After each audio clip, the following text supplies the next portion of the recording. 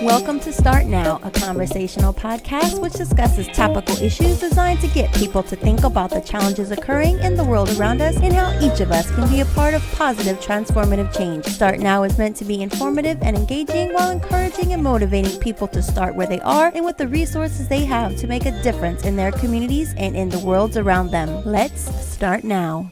We'll be continuing our discussion on America's identity and talking about some policies that really can move our nation forward in unity and equity. But first, introductions. Today, we are joined by some phenomenal community leaders and just advocates in their profession. So here we go. My very first one. This is somebody that I adore just so much, and I'm honored and blessed to call her a mentor and a friend. The Honorable Nina Ashenafi-Richardson. Judge Richardson has served as a Leon County Circuit Judge in Florida's Second Judicial Circuit since 2008, as the first Ethiopian American judge in the United States and the first African American to be elected president of the Tallahassee Women Lawyers Association, the Tallahassee Bar Association, and also the Stafford Inns of Courts. Judge Richardson has been recognized locally and throughout the state of Florida for her dedicated service to her community and the legal profession, where she is the recipient of numerous awards and distinguished honors. So welcome very much, Judge Ashenafi. Up next, we have State Senator Dwight Bullard. Dwight possesses extensive background in education and community activism, serving in both the Florida House of Representatives and the Florida Senate for an 8-year period. He is well versed in creating and promoting policies which serve to strengthen the communities and bring forth equitable opportunities. He currently serves as a political advisor for Florida Rising, as well as the president of the South Dade NAACP. Throughout his work, Senator Bullard looks to uplift people in ways that makes them the masters of their own destiny, where he continuously strives to amplify the voices of those often unheard. Welcome, Senator Bullard. Next, we have the amazing Miss Dr. Cicely Walker Brantley. Dr. Cicely is a college educator and empowerment speaker and a certified family educator and a licensed psychotherapist in her own private practice, CWB Psychotherapy and Empowerment LLC. Next, we have my friend, Mr. Mutaki Akbar. Attorney Akbar practices in the areas of criminal defense, personal injury law, and civil rights. As the managing partner of Akbar Law Firm, Mutaki is heavily involved in community and civil organizations where he serves on numerous boards. His continuous investments in his local community have contributed to its increased growth and development, where he is highly recognized among community residents and leaders alike. Next, we have Sergeant Mike Wallace. Serving with the Leon County Sheriff's Office since 2015, Sergeant Mike Wallace is dedicated to communities and is a leader where he serves as a mentor, an advocate, and a friend. Recognized for his outstanding service, he was awarded LCSO's Distinguished Deputy of the Year honor in 2016 and 2019. Prior to his promotion, he served with LCSO Community Relations Team, where he helped build and strengthen law enforcement ties within his community between law enforcement officers and residents. Serving in a civil volunteer capacity, Sergeant Mike Wallace is also a strong advocate for the Special Olympics. Next, we have Mr. Jason Warner. Now, we all know that Atlanta is home to some phenomenal rock star community organizers, and Jason is just honored and blessed to be a part of that group.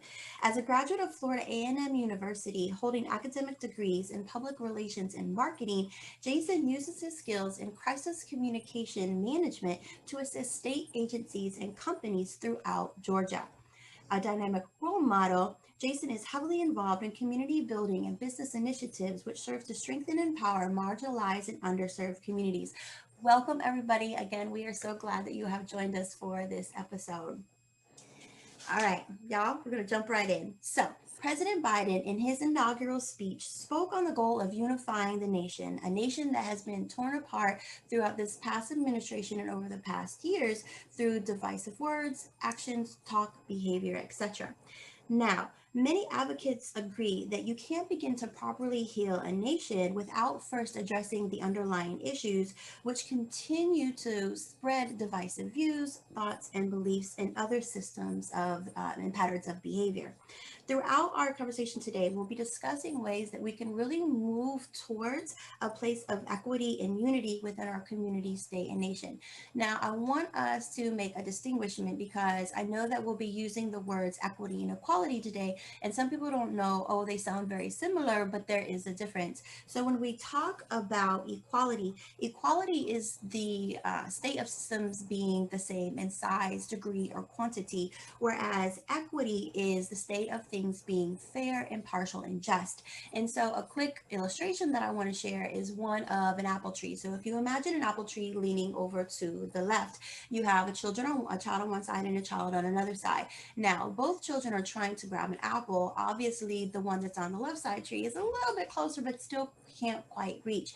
Equality would be if we give both those children a ladder, the same size ladder. So whereas the child on the left can now reach the apple, the child on the right is still disadvantaged and still can't reach the apple.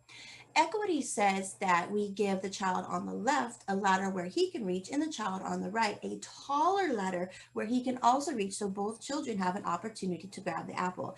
Now, when we take a step further, justice would be where they get their appropriate size ladder to reach the apple, but you also straighten that tree. So they have the same opportunities and advantages to both be able to reach that apple.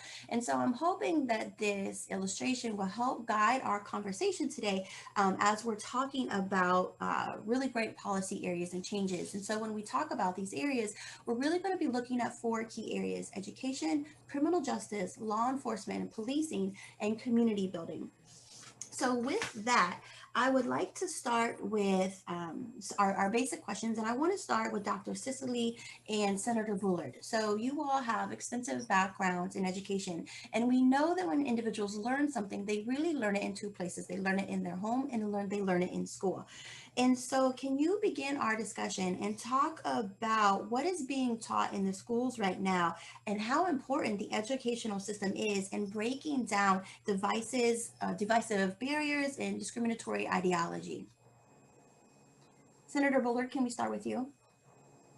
Sure thing. Well, the school system at its best is a tremendous experiment in the notion of equality. And thank you for creating that illustration.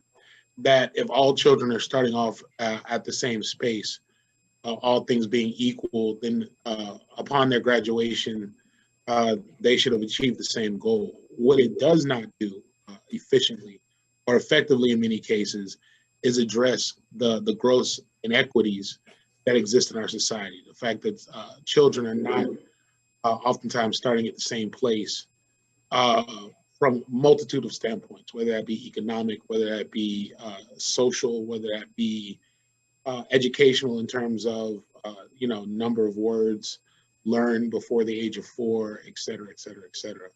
But one of the things, and I know Dr. Sis is going to touch a lot on the policy side of it. One of the things that I find troubling, of course, is the failure to address the economic inequity. Right. The way in which we fund schools is oftentimes equality based, meaning that each school gets a portion, the same amount of money to, in effect, try to accomplish the same goals. But I'll give you an example of something here in Miami. We have a multitude of performing arts programs. So you take a school like New World School of Performing Arts, which is given a certain amount of money. But then in addition to that, the University of Florida provides funding to that institution, as well as Miami-Dade College, to create a round, robust ideological framework for performing arts-based concept in which you have these creatives learning all those different things. On the flip side, you take a school like Miami Northwestern. Miami Northwestern is given an allotment of money, but unfortunately, in comparison to other schools, they have to hire in upwards of 33 security guards, whereas New World School of the Arts has less than 10 security guards for that purpose. So you're taking inequitable allotments of money because you have supplemental dollars coming into the performing arts space, which is predominantly white, oftentimes supported through philanthropy. And you have another school that is wholly reliant on the amount of money that's given to it. And they're not able to use it in the same effective way because they're trying to deal with issues of school-based violence and some of the more pervasive issues. But then people look at them and say, well, you got the same amount of money, so what's the problem? We have to understand that there are other needs that have to be addressed. So I'll turn it over to my colleague, Dr. Cicely. Thank you. Just to piggyback a little bit on what you just said, so much of the funding also is based on like the homeowner taxes that are, generated in each area. So if you look at, the different levels of affluence that there are in, so many, one of the things I know about Leon County in particular is that it is one of the most segregated areas. And so having said that, when you look on the north side of Tallahassee and you compare the homeowner taxes that would be collected there versus what's going to be collected on the south side, it's just unreasonable to expect that to be in any way equitable as it relates to our children and the way that they're being educated and the resources they have access to. So when you take that into consideration and, speaking of the home environment, when you say so much of what is learned, it's either in the school system or in the homes. When you are living in a neighborhood or in a community where your basic needs aren't met, where safety issues are not fully addressed, where you may not have clean water, where you may be in an area that is, over concentrated in polluted types of concentration, you cannot expect those children to come into the school system on a level playing field. So those are also areas where we really have to do a better job of bringing our children to a place of just treatment as it relates to their education, because if they're starting out without their basic needs met, we can't expect them to achieve on the levels of their peers who have so much more affluence and advantage. Right. And I appreciate you talking about Ms. Weaver, I want to jump in. I want to say something that my husband and I have done in this area is well, first, my husband and I live on the south side of our community. And our firstborn was graduated from Fairview Middle School, one of the South Side schools, and Rickards High School, one of the South Side schools. And something that we have been cheerleaders for is for the African American community to get involved in its own schools, to get involved in our own backyard. I live in that backyard, and my husband and I are cheerleaders for whether your child goes to the Southside schools or not, to know what's happening in your own backyard, to get involved. We were very involved with the parent organization, helping our community schools, our neighborhood schools, get resources they need, showing up at school board meetings, talking to our school board representatives, our county commissioners, our city commissioners. So one of the points that we have seen positive outcomes is to, again, mobilize the South Side neighborhoods with community activism within our own neighborhoods to get more involved. I used to work for a teachers association, and you'd be surprised how many teachers would tell me, I don't hear from the parents. I reach out to them. I say, we need this, we need that. I need this in my school. The parents and the neighborhood, we have to care about our own. We have to get involved in our own neighborhoods and in our own schools and do more. Yes, it should be at a bigger level, but I think it has to also start from community and neighborhood engagement. And I believe in community activism, and all of us are here because of our passion for that. But it has to come from the individual self as well. We can't rely on others to help us. We must also step in and help ourselves. Thank you so much, Judge Ashenafi, for providing those words of wisdom, because we're definitely going to talk about involvement a little bit later. So thank you so much for bringing that up. Dr. Sisley, if I could go back to you real quick, thank you again for talking about the basic needs, because when we talk about a starting point, obviously we have to know where we are now to know where we want to go and where we're heading, and so I always like to use the example of a GPS. Anytime you open the GPS on your phone, it always asks you two questions: your starting location and your destination. And so thank you so much, Senator Bullard and Dr. Sisley, for kicking off the conversation on our education and where we are now. If I can, I would like to move back to Judge Ashenafi and Attorney Akbar and talk a little bit about the criminal justice system. And if you can share with us where we are now with that in that regard, and a little bit of the policies that you're seeing. I'll jump in first. The first thing I want to say is I would not be on this panel in the role that I am, but for the community, because I'm county court judge, electing me. And here I am from East Africa with an ethnic name. I look different. I talk different. My cultural background is I'm American, but I also have a cultural depth to me at, being raised by an African father. And so I want to acknowledge that, my community voted for someone who is who's African American and who's ethnic and who's I had a lot of people saying, Nina, don't even run, because who is going to vote for you in Tallahassee, Florida? I mean, it's like Georgia. It's a part of, we're the thinking is not expanded yet, but guess what? In 2008, I did.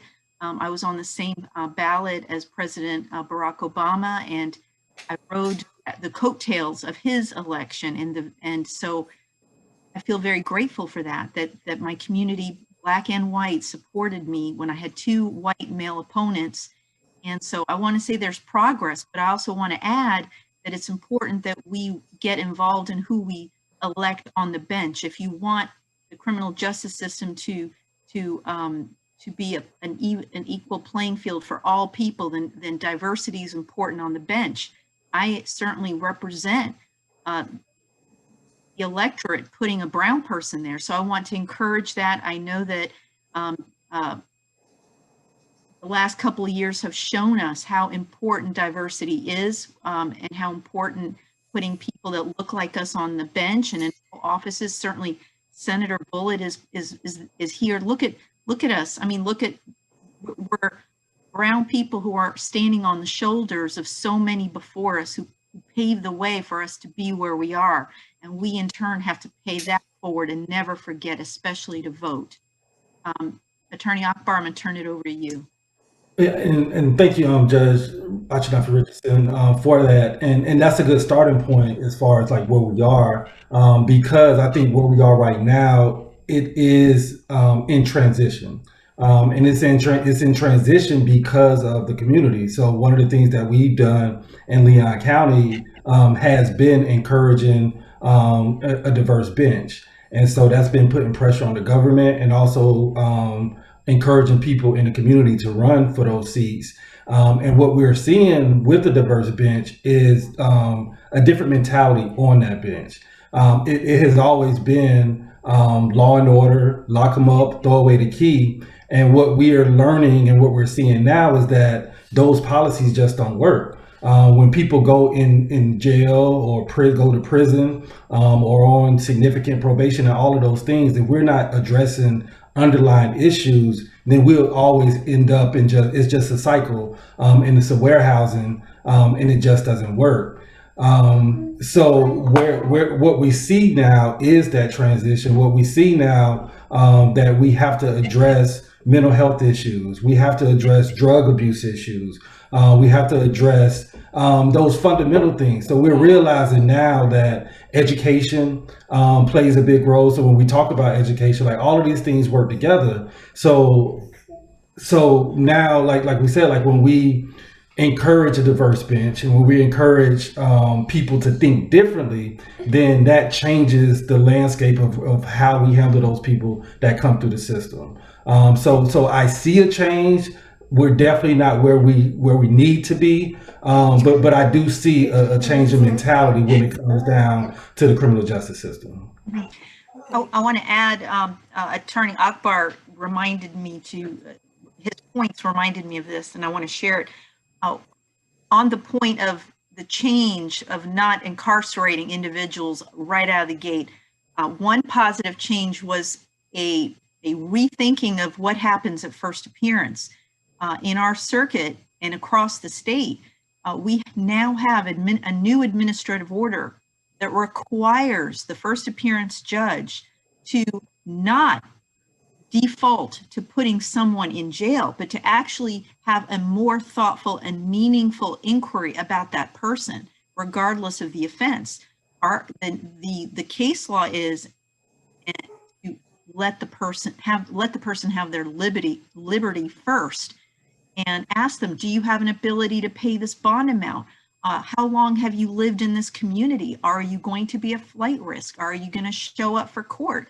And it has been a very strong change, and it's even coming from the chief judge. And that has been a difference just in the time that I've been on the bench since 2008. And I know I see Mr. Akbar often. There's his adorable son, often at first appearance. And that right out of the gate is something I wanted to share as a positive change that just on my time, and I know Mr. Akbar's time, and that is a huge difference that we're seeing. People are not just getting sent automatically to jail right from first appearance. There's a pressure actually against doing that.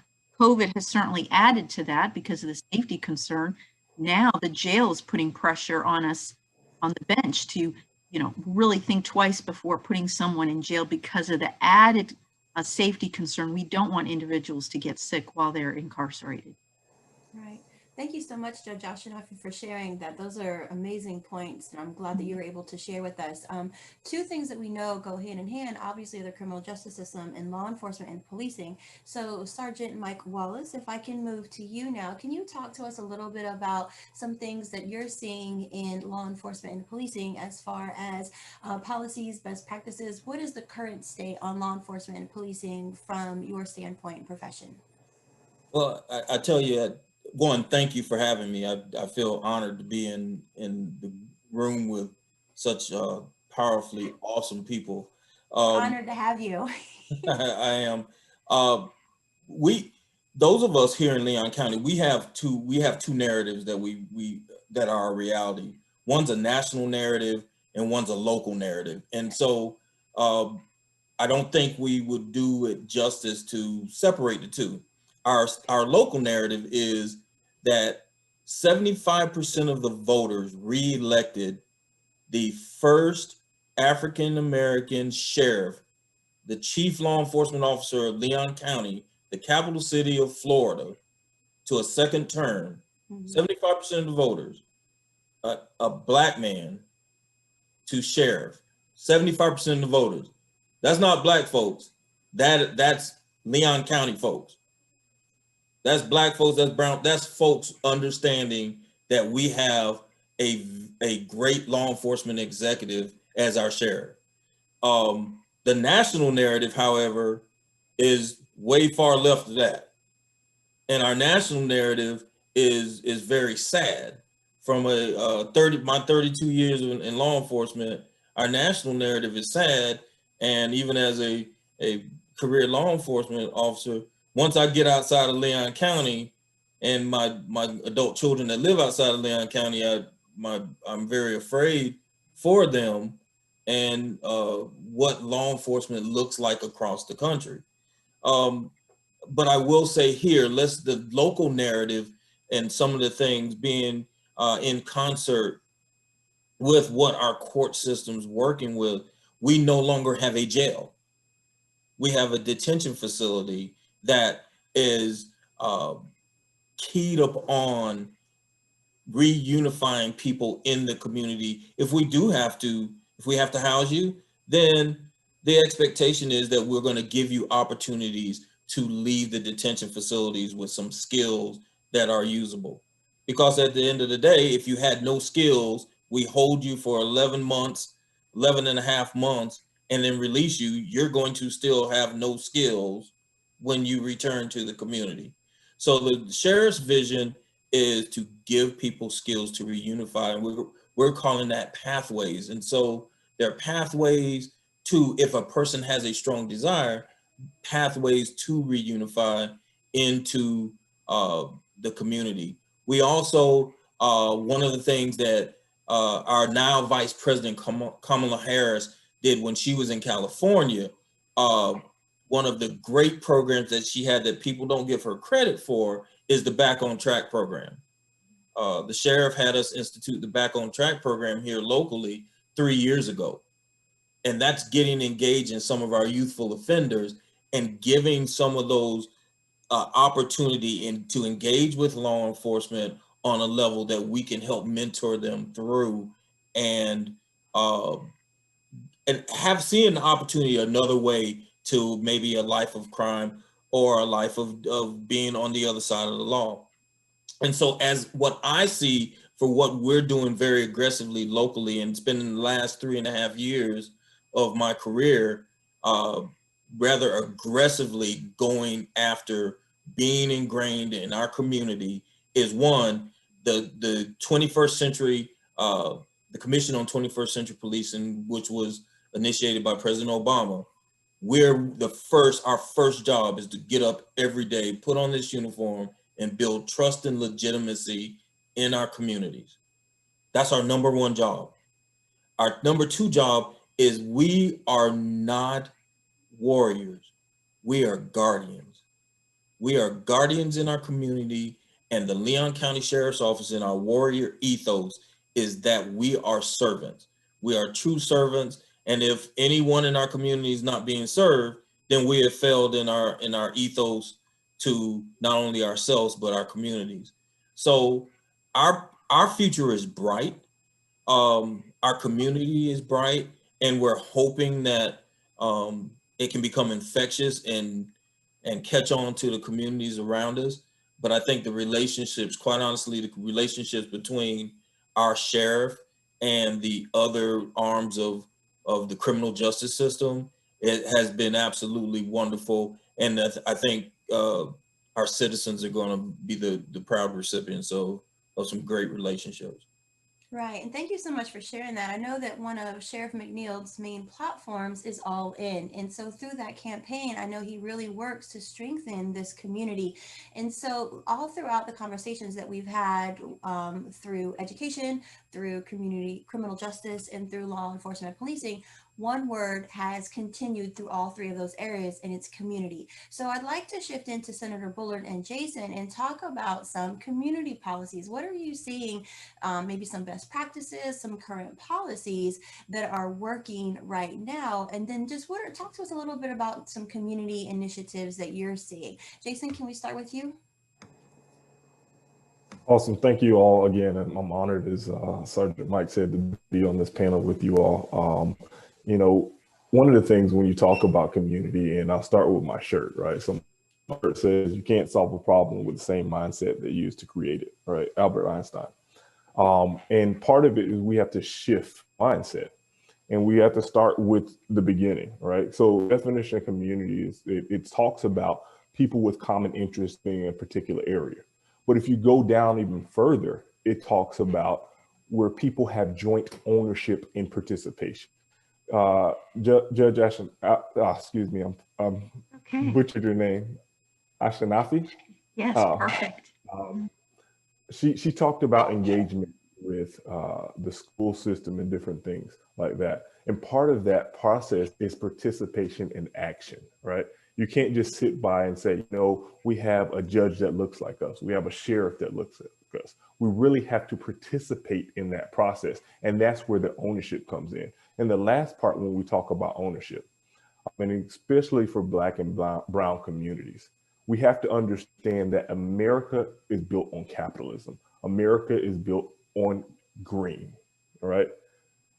Black, brown, white, and different. If you don't have green at the table, you are not at the table.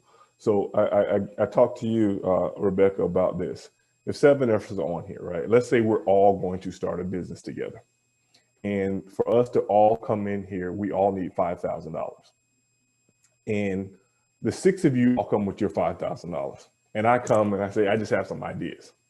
Guess what? I don't have any leverage at this table.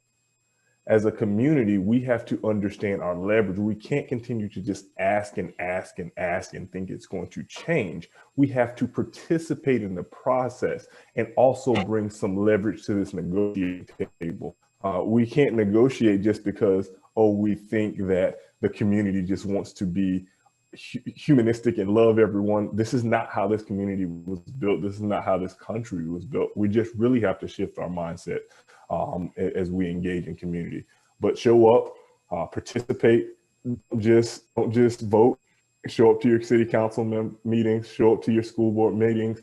Show up to your school. I have the privilege of being a past president of PTA. I also now serve on the Student Governance Council at the high school and sit on the Superintendent's Council here in Fulton County. But you have to participate if you want change. And Senator Bullard, through your experience in the Florida House of Representatives and the Florida Senate, what are some policies that you're currently seeing that are on the books, but maybe aren't being enacted, that should be enacted and should be enforced? Can you talk to us a little bit about that? Sure.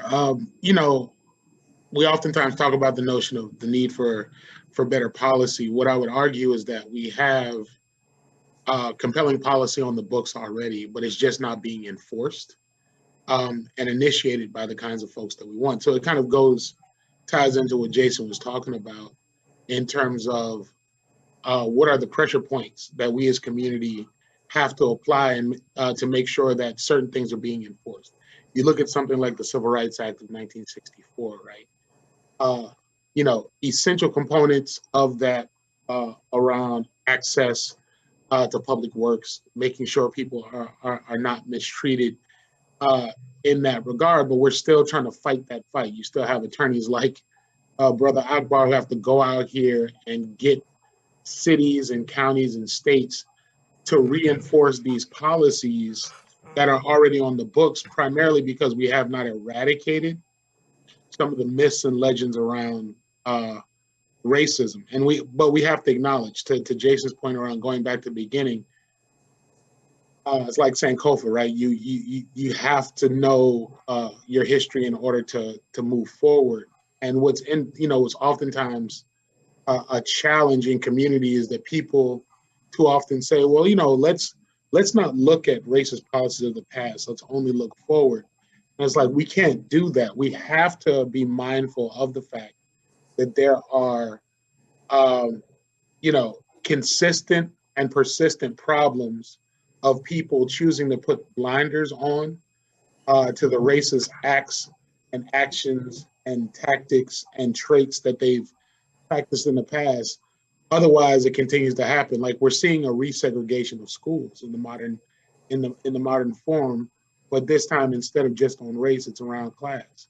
So we have to eradicate that problem. We can't allow that to happen. But Brown v. Board's already been passed. So it takes attorneys, it takes community to now say, we're not going to allow ourselves to fall back into the trappings that led to Brown v. Board in 1954, as we're seeing them happen in 2020.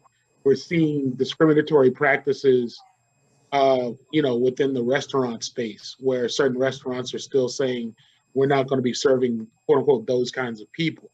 And so if we know that the 64 Act prohibits discriminatory practices based on race or orientation or things of that nature, again, we have to, as community, as law enforcement, as legal practitioners, reinforce the fact that these things exist and not allow the regression of the progress that our forebears have made in the past. So, in summation, that's just it, is that we have to be diligent about the idea that we already have policies in place, but we can't just be okay with certain people deciding for us that these policies are not going to be enforced. And that's a very valid point too. So thank you for that. What I want to touch on that for a second, because like you were saying with the legal profession, so Judge Ashenafi, Attorney Akbar, Sergeant Mike, there's only so much that individuals can do in a certain area. It's kind of like that statement, you can lead a horse to water, but you can't make him drink.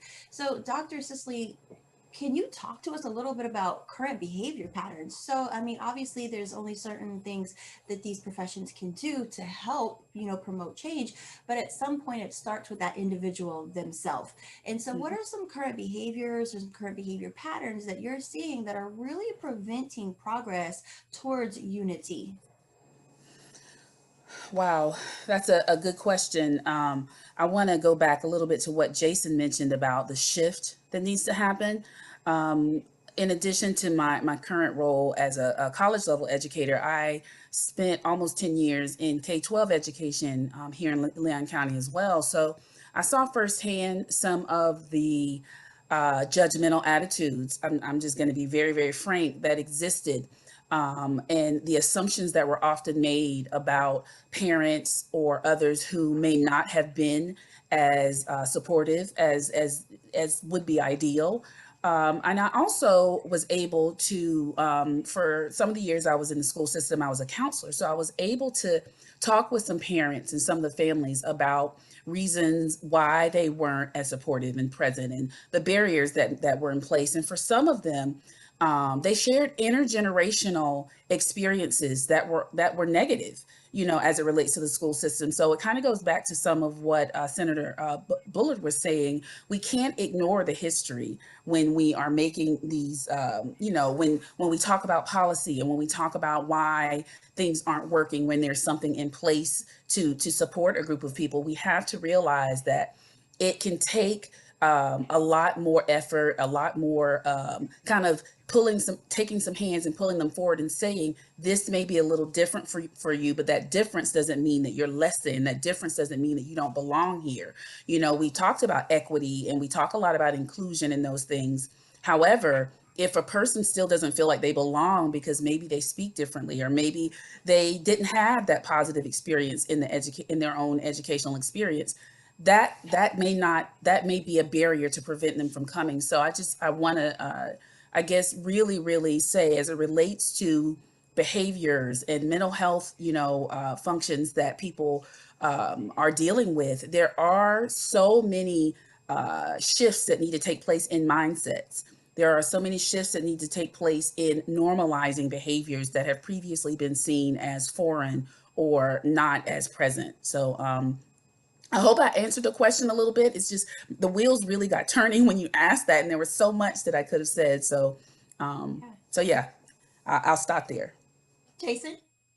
It's interesting, Dr. Cicely. I appreciate that you said that, because one of the things, and I've been fortunate to talk around the country on race and equity, and part of it is people are products of their environment, right? Exactly. That's good, bad, or indifferent.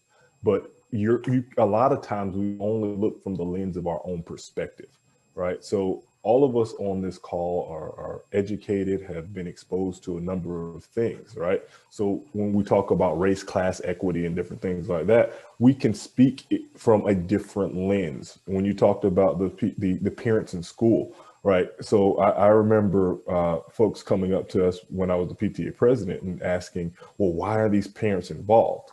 Well, you are a parent that's involved because you have the time and the socioeconomic means to be involved. But if this other parent here is trying to just work 2 and 3 jobs to keep the lights on, that's a different factor that we don't understand, or they may not understand why they can't engage and pick up the phone and call the teacher. And their mindset is focused on something different. So when we talk about understanding even privilege, right? If you grew up only seeing a certain demographic, that's all you know. Our goal from a community building is to be able to expose people to different walks of life. Exposure and access equals success. And if we're not able to expose to the greater of these and the least of these all at the same time, we will never gain progress, because we don't understand perspectives. You may not like law enforcement, but if you don't walk a day in Sergeant Mike's shoes, you won't understand the perspective when he wakes up and puts his shoes on just like everyone and tries to come home to his family every single day, what he goes through. You may say, you know what, I hate judges. But if you don't go and talk to Judge Nina and understand her perspective, her life experiences, you will never know the lens that she looks under. And I think we all have to try to look at through things in a different lens to gain growth. Yeah, exactly. And you brought up some very valid points, Jason, because even when you were talking about parents being involved in schools, and it may be because, if they're come from a single parent home and that parent does have 2 or 3 jobs, even transportation, if I don't have the transportation to get back and forth to my child's school, maybe they're having an open house at 6 o'clock at night, but maybe the buses stop running at 7 o'clock. You know what? I'm going to be stuck at my child's school. So there's a lot of different barriers, and opportunity toward access that just aren't in existence. But if they do exist, then it's getting those resources out there and letting people know that they exist, because sometimes awareness is half the battle too, letting them know about the different resources that are available. And so I want to thank you all for talking to us about, where we are now, because again, going back to the GPS model, you have to know where you are now to know where you're going, right? And so I want to be able to shift our conversation into what needs to take place. Where do we need to get to?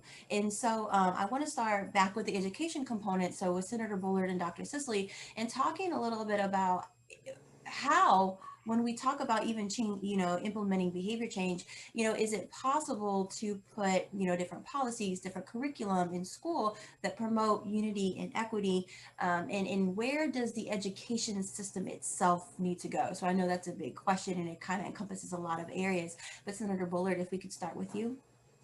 Sure thing. And in the spirit of analogies, I was thinking about this one, in the sense that in our current education funding model, the way it works is that if you're driving a car and one of those tires catches a nail, the education system then says, well, let's change all the tires. That's how we do it. It's like, oh, well, instead of addressing the idea that one tire caught a nail, right?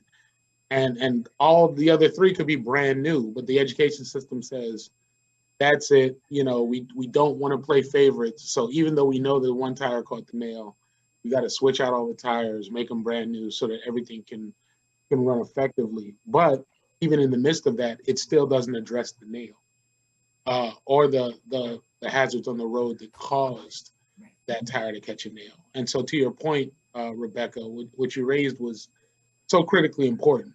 So for instance, if you're having a challenge at a particular district or in a particular region with getting parent contact and parent outreach, then you can't look at that as a countywide problem. You have to look at that as a regional problem. And what are we doing, or what is lacking in order to provide those things? And so what I would offer up is that if you're looking at a situation where you're dealing with an issue of socioeconomics, or an issue of latchkey kids, or an issue of parents being unable to engage with their kids for a number of reasons. Are they working double shifts or triple shifts? Are they finding themselves, working downtown but having to commute back to the south side or back to another neighborhood? Then that means that you need to make a precision investment in after-school programs, training programs, et cetera, for the children in that region. And the rest of the district has to be okay with that, because they have to recognize that there is, in fact, a squeaky wheel that needs oil, right? And that is the condition that we have to change. But we're so caught up with, well, what about my child? And my thing is, like, if your child's got it, you have to acknowledge that your child's got it. Meaning that if you're able to buy your child the PS5s or the MacBooks or the great Wi-Fi, then you also have to acknowledge that there are children, that there are students out there that do not have that same level of access to those things.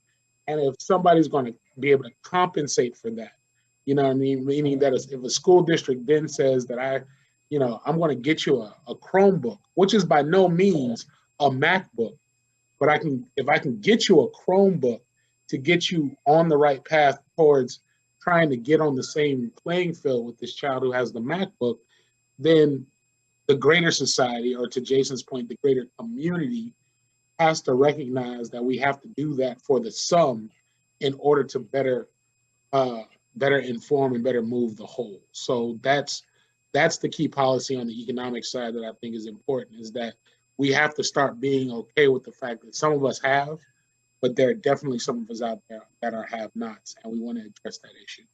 Right. Thank you. And Dr. Cicely, being a college educator and also having your own children that have gone through the K through 12 system, what are some policies or what are some changes that you think the education system needs to make as we move forward through this conversation? Wow. One of the first things that come to mind with Senator Bullard mentioned the haves and have-nots, that we know that some of our children just don't have the same access, the same resources. I know that when I was a part of the K-12 system, and as a couple of my children still are, I know that there are limited numbers of folks who can actually, go into the homes or see what is really happening as it relates to the needs that are being met within the home, the mental health needs that these students have. I think in Leon County, there's one school social worker per, I'm not sure how many schools, but it's definitely more than one or two, which in and of itself makes it nearly impossible for those school social workers to know exactly what's going on in the homes of our students and who needs what and how quickly we can get those needs met. So one of the things that I would love to see happen is there be more more access to mental health care, social work, kinds of things being done that are going to help these families that are the ones that need more support, that don't have the access that the others have. I'd like to see mental health needs being met more specifically within the school system, because we know that for some children, the needs that they're going to have met, even when we talk about meals that they need, many children are not even eating when they're not in school. So if they're not even having that basic need met, then we can guess that the mental health needs are not being met as well. So that if we could have our school systems to divert more of the funding towards having those mental health needs met, making sure that at school kids can be taken care of, and they know that they can go and talk to someone who cares about their emotional well-being, who cares about the fact that on the way to school this one day, this morning, they saw, I don't know, some type of conflict. I once had a third grader come to me and say that on their way to school, they had seen a body. I've never experienced anything like that. And if we don't have people at school who care about those kinds of things, how in the world can we expect our children to achieve on the levels that they should? So if I had, a magic wand, I think one of the things I'd wave it for is to have more people in the school systems that are, yes, certainly concerned about the academic performance of our students, but even before that, concerned about their emotional and mental health well-being, that those basic needs are met, that they're safe, that they're able to gain access to the resources that they need to be successful in the school system. Right. Judge Ashenafi? So what Dr. Brentley, really everyone on this panel is saying, I want to add agreement and also add this. In the court system, we see what happens when our young people intersect in the court system. I see young people being charged as adults because they are engaging and involved in areas that are dangerous, involving weapons. We could have an entire panel, just on the topic of our youth in the criminal justice system. And I know Mr. Akbar will probably say many things that judicial canons prevent me from saying, but I'll say it this way. We have got to be involved with our young people, especially our African-American young people. This is an area that I'm very involved in my local community, as my husband is. My particular way of involvement is mentoring. I will try to get involved with a family that needs, our young people need to know that they are cared for, they are loved, they're going through so much. When I talk to my mentees, especially those in high school, and I hear what's going on in their families, I don't know how they're standing. There are young people that are going through so many challenges, whether it's, again, mental health issues, family issues, abuse issues, poverty issues. There's a lot going on. So support has to come from, yes, the schools, but within the family unit, which may be dysfunctional, But we need to get our pastors involved, our community involved. My way is mentoring. There's many, many ways that we can show our young people that we care about them. But the individuals that I see in the criminal justice system, whether it's through juvenile court or drug court, they've been through a lot, and there hasn't been that sense of attention and that the foundation of family. When you hear about what's going on in their respective families, again, there's so much that they're dealing with. So this is a loaded topic, but for those who are listening to your podcast, just know that, you don't, each of us can do something. Each of us can mentor someone, whether it's through a church-based program, a community-based, so each of us can do something and not get overwhelmed. And so, get involved with a young person. There's Boys and Girls Club. There's a lot of different organizations that are helping our youth, or it could be someone that that needs mentoring and a little more attention, a little more guidance. The school social workers, my husband's a school psychologist by training. They have large numbers of young people that they can't always get to. So again, there has to be a multi-level involvement in a young person's life. Right. Where I know you could probably say more than I can say, because I know you represent many of the young people that get themselves in trouble.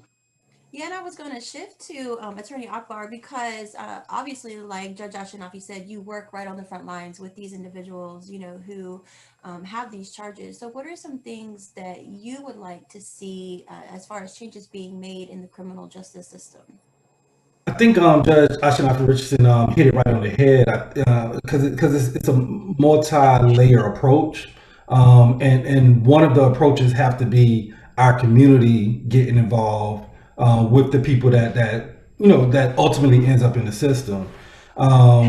So we like to kind of look back and say, like, why is this happening to these kids, or why are they getting this time, or why are they getting arrested, and not really looking at what we can do up front to kind of address the things that lead them into those situations.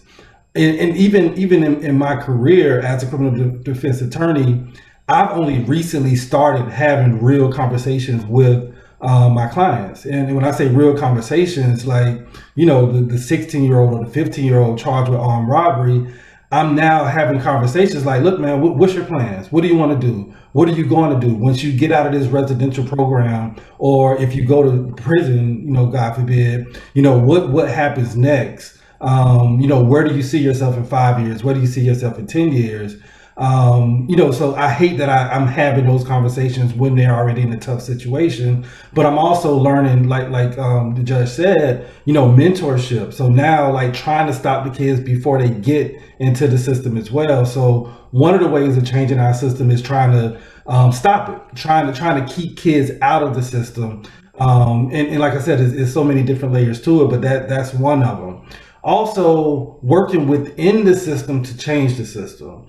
And that's bringing attention to, different perspectives. I think Mike Wallace said earlier, like, we have to bring different perspectives into these systems, because people, like the traditional judges that you see, they're 60 plus white males, have no idea what it's like to be in a home where, like we were saying, that they don't have a meal once they leave school, have no idea what it's like, for the 16-year-old boy to have to take care of his 4 siblings, mom coming in and out. Like, so with all those layers to it, we have to change the perspective. So we have to speak up. And even if, that doesn't take a judge to do it, that takes all of us to be able to go into courts and say, hey, like, let's look at it from this perspective. Like, can we address it this way in order for, in order to avoid a prison sentence? Because a prison sentence is not going to change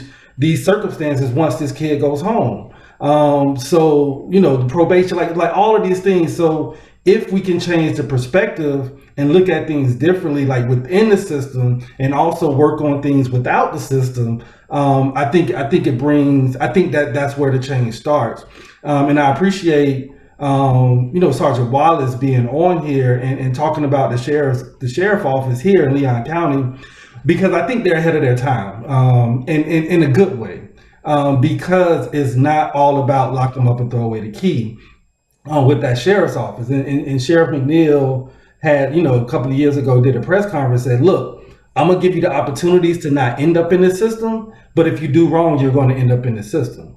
And it's an approach that tells you, like, I care about you. But I'm a love you in a way that I got to do my job at the same time.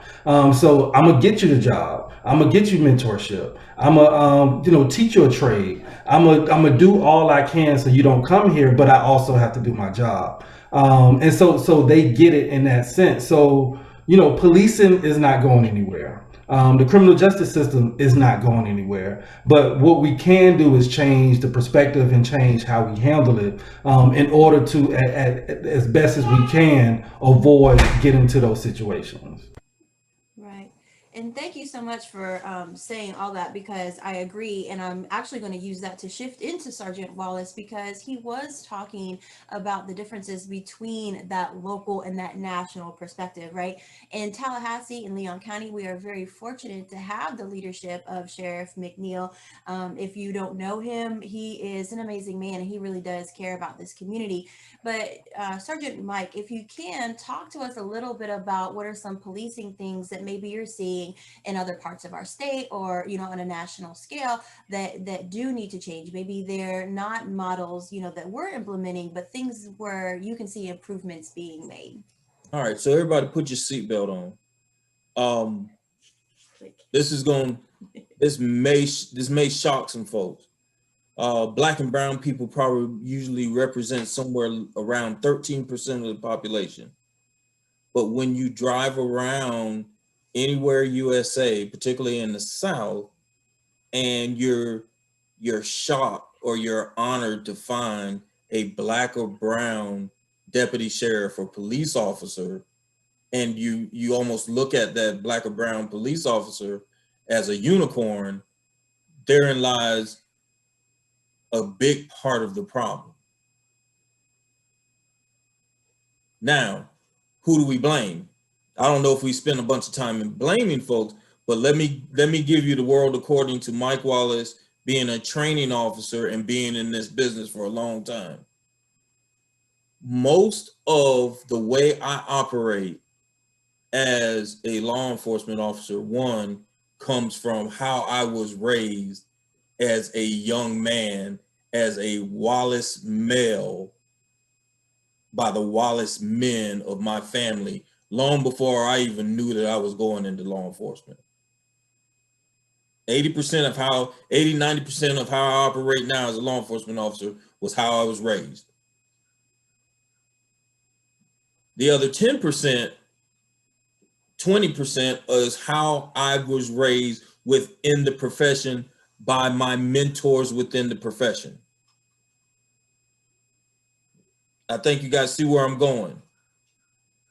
I learned most of how to treat people in law enforcement from, quite honestly, the people who raised me up in this thing in little old Gaston County, of how to really treat people.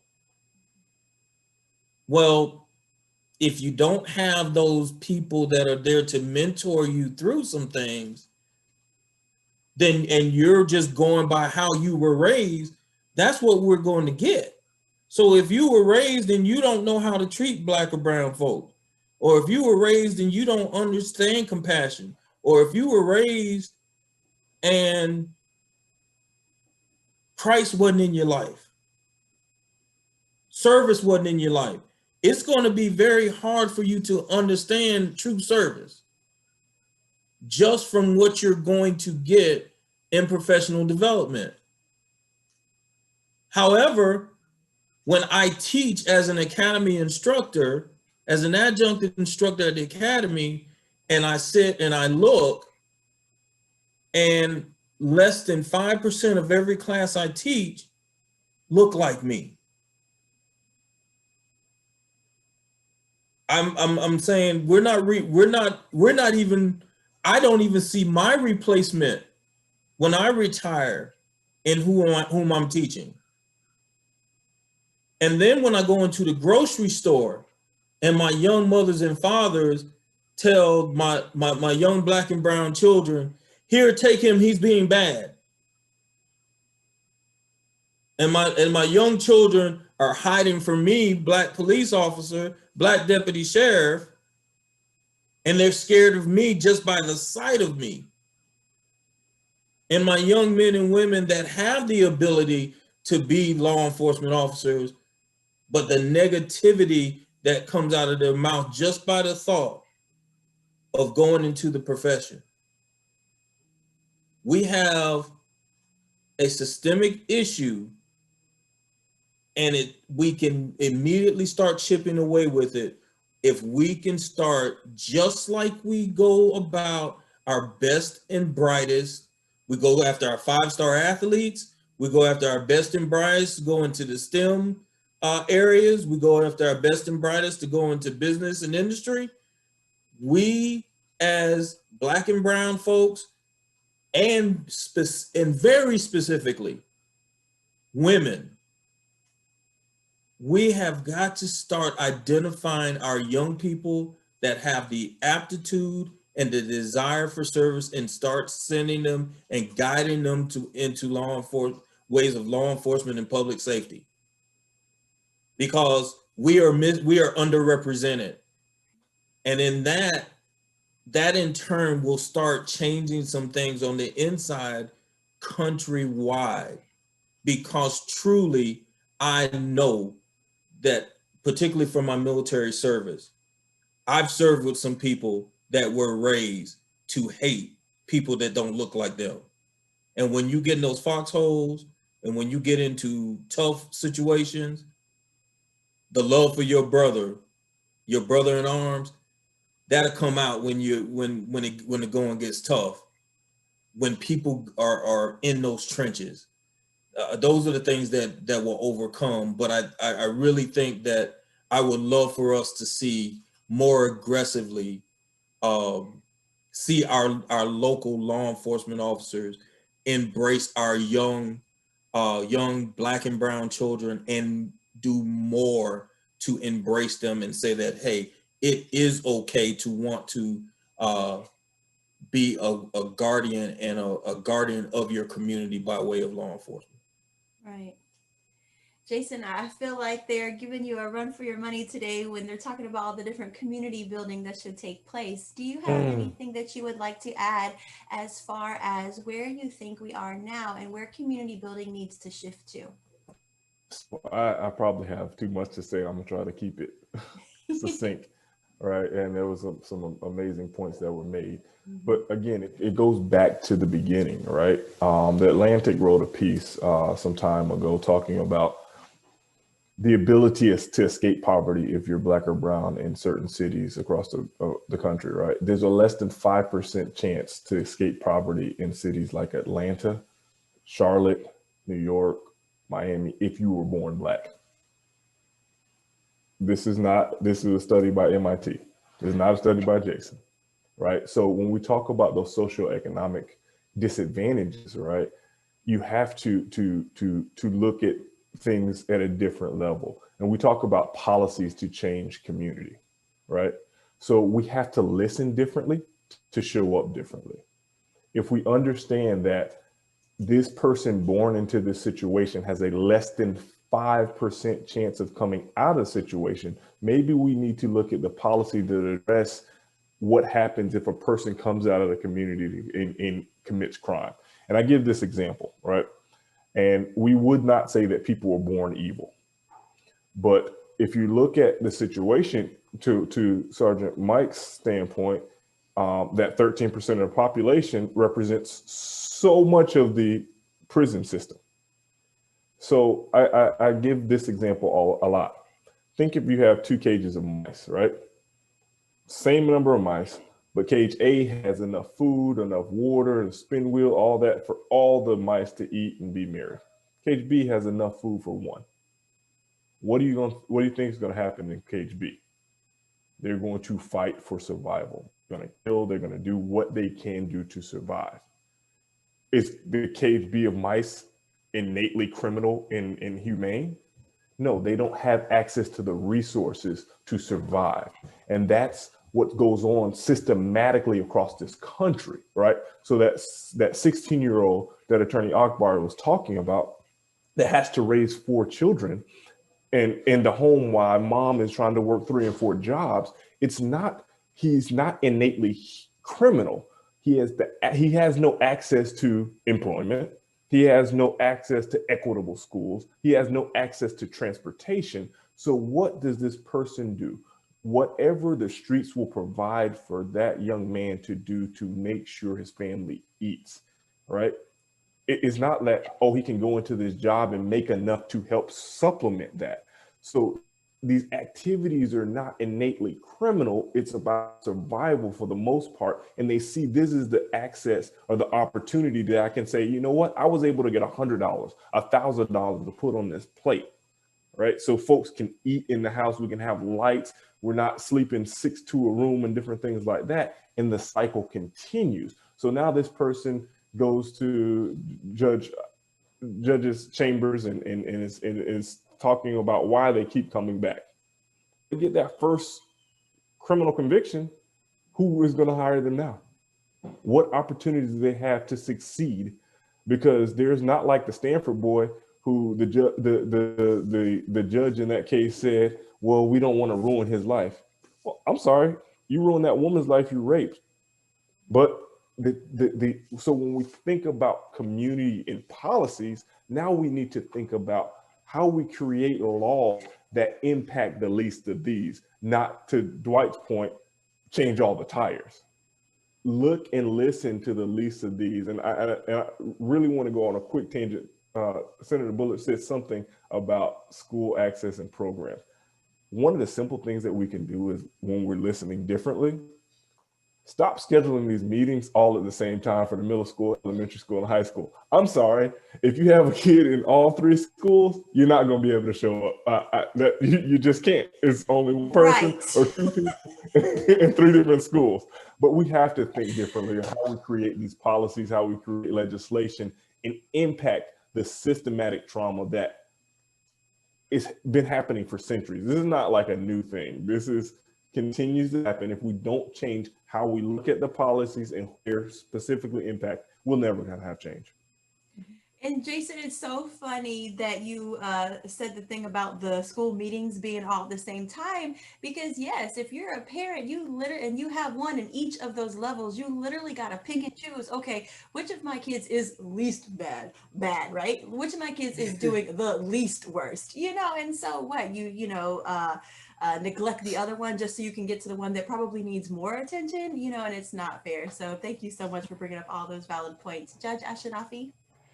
Wanted to add this. One of the shifts of thinking that is occurring in the court system is it's a shift of thinking in that treatment courts are now being funded and supported by our lawmakers, and that is in turn is allowing funding to occur within the court system. So for instance, in our circuit, we have a mental health court.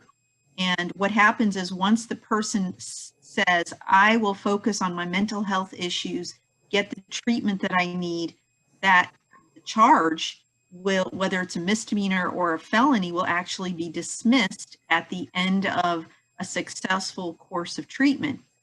If you're a veteran and you have committed crimes connected to PTSD, substance abuse, then you get in a veterans court, and then at the end of treatment, that charge will be dismissed.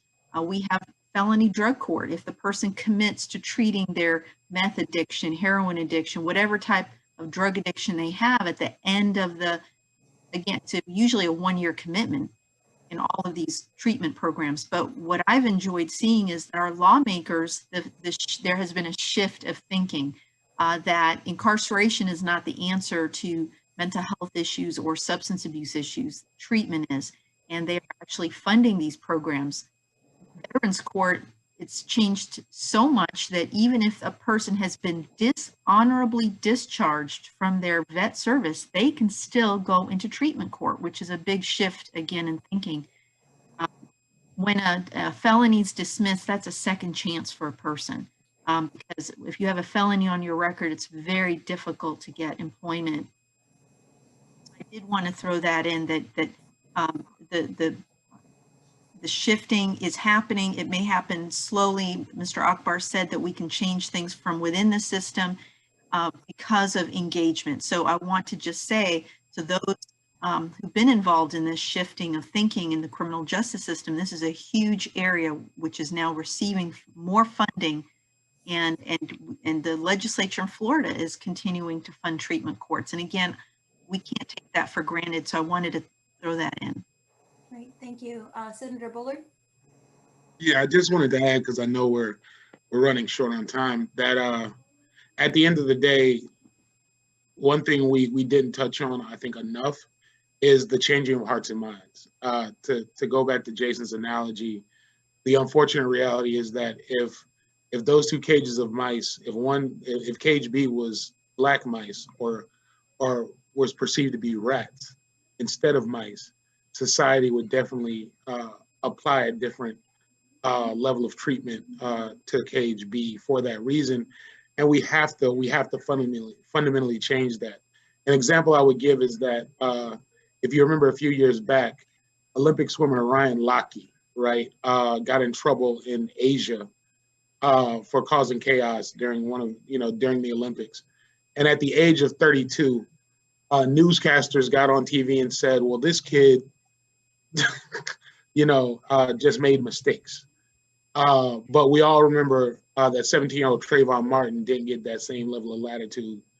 And when we're living in a society where someone at the age of 32 can be referred to as a kid, or most recently, the young lady who assaulted the kid in New York, who was 22 and the child was 14, yet news was like, well, she referred to herself as I'm a young kid. You assaulted a 14-year-old.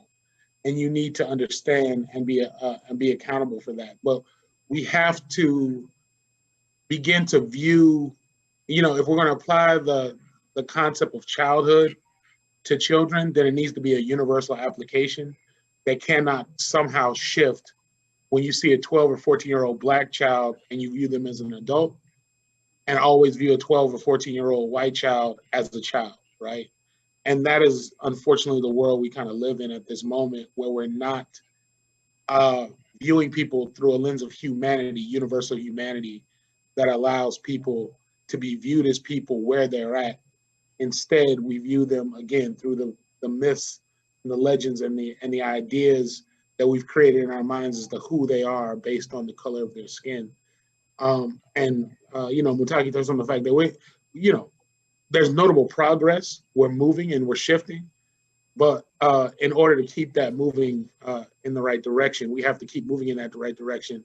And I cannot leave this space without recognizing that we backslid tremendously over the last 4 years under the previous administration into viewing people in a different light. And so if we're going to talk about the inaugural of this current administration, we have to, as a community, agitate and push this administration to make, considerable progress in a different direction so that we can move forward.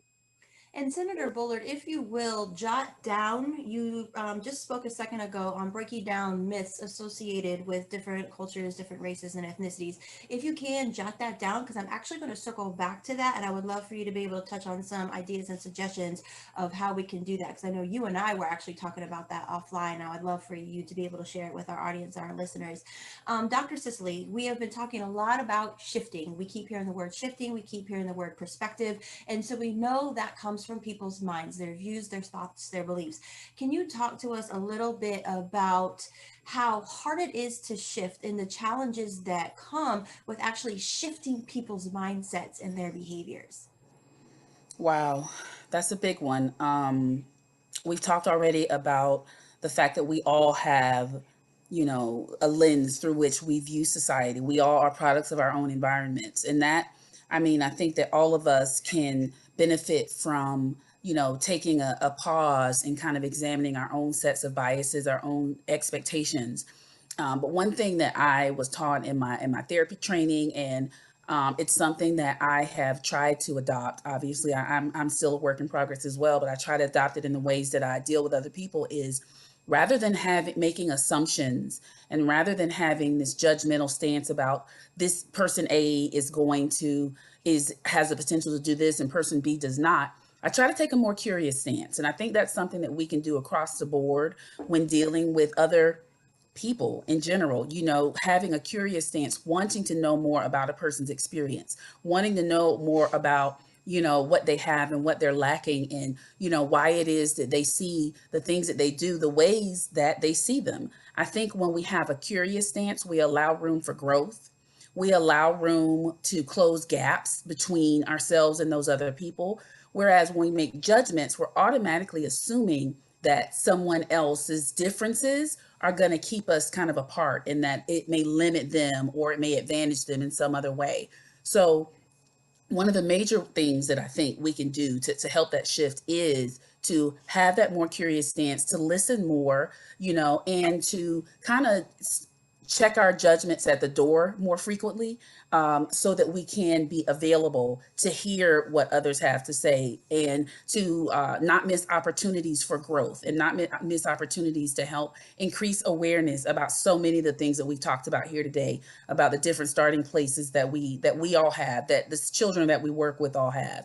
And when we talk about unity, there is progress that we have to acknowledge, but there's such a long way to go, and we will not get there if we're all stuck in our own places and unwilling to see others, with the same grace and with the same opportunity for growth that we would like to be viewed as well. Right, thank you. And Judge Ashenafi and Mutaki, Dr. Sisley just spoke to us a second ago about opportunities for growth. And sometimes it can be difficult to take advantage of those opportunities when there's challenges or obstacles in the way. Can you talk to us a little bit about the challenges or obstacles that you're seeing within the criminal justice system?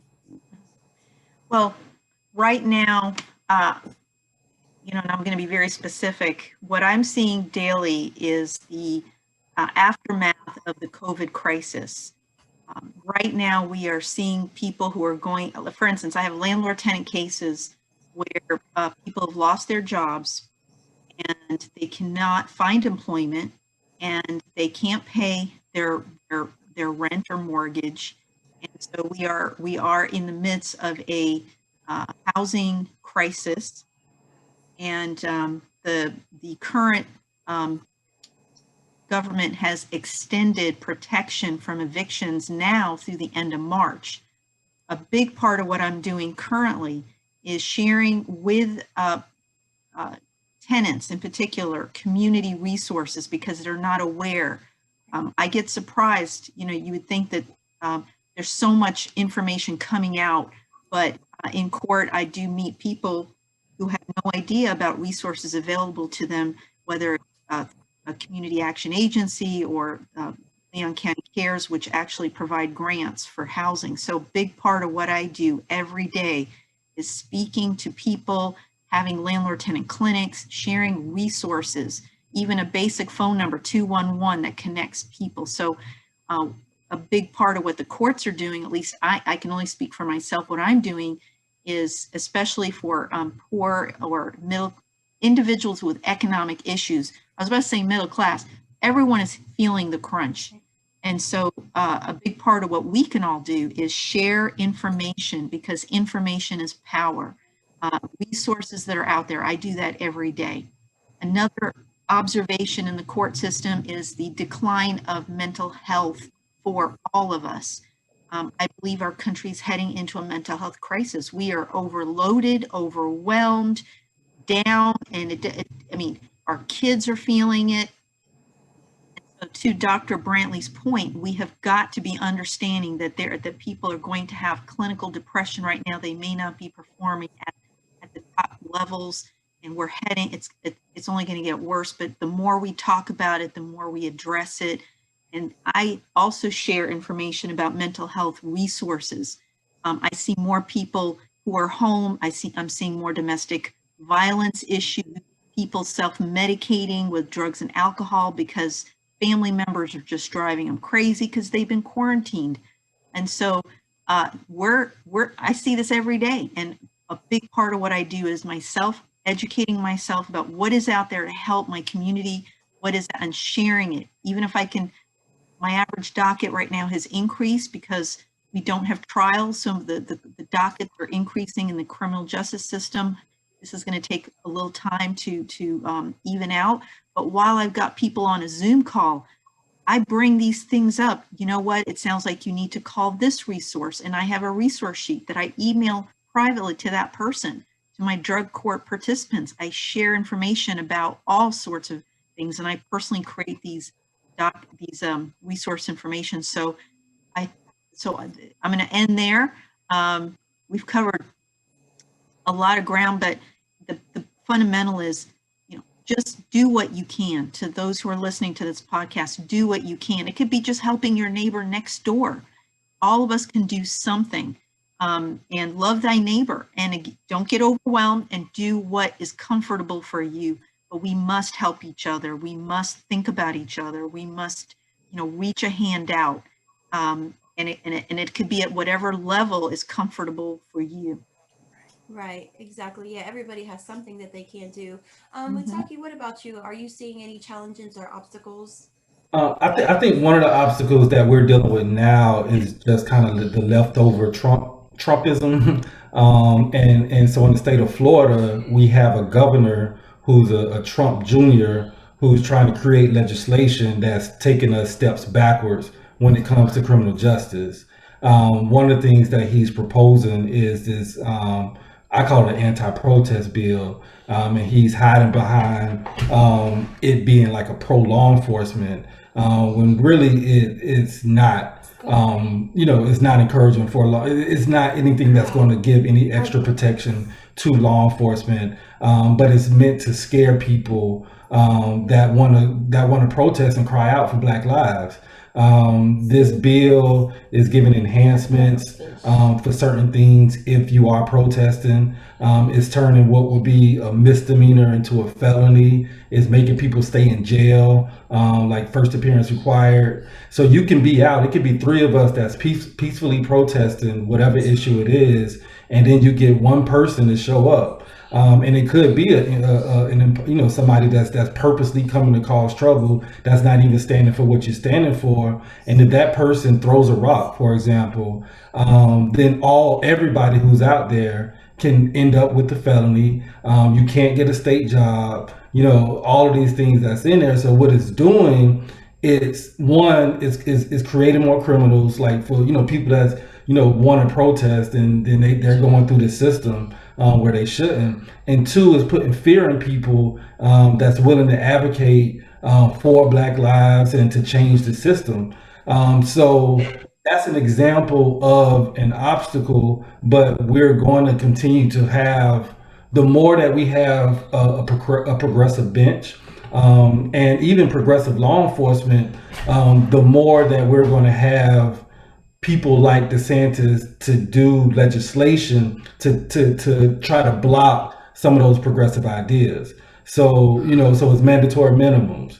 When they start seeing judges saying, hey, instead of giving this person prison for X amount of years for having a substance abuse problem, now these judges can't do what they want to do or can't do what's right because there's legislation in place to say that you can't do it.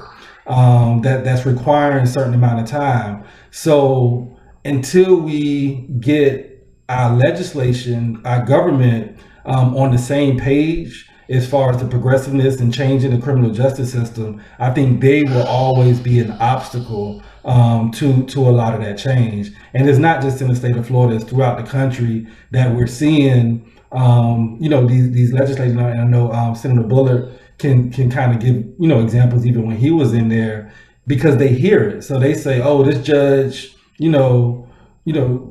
don't want to put people in prison. All right, like I'm gonna put some legislation in place to say this judge have to put people in prison. Oh, this prosecutor suddenly don't want to prosecute or don't want to do death row or do the death penalty, as a policy. All right, well, I'm gonna put legislation in place. And even we saw that in Orange County with Aramis. She's, just said as a policy, she didn't think the death penalty is right. So the governor came in and took all her death penalty cases because they wanted to like enforce what they think is right. So I think an obstacle will always be politics, and until we have like the right government and legislation, senators, and all that in, I think there will continue to be an obstacle in some of the progressive progress that's being made in the criminal justice system.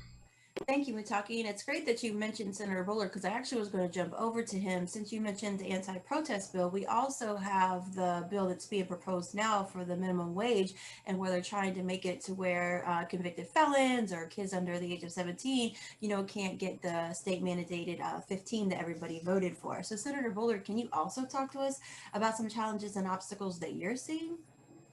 Yeah, I mean, you spoke to it right there. Is the notion of discriminatory policy.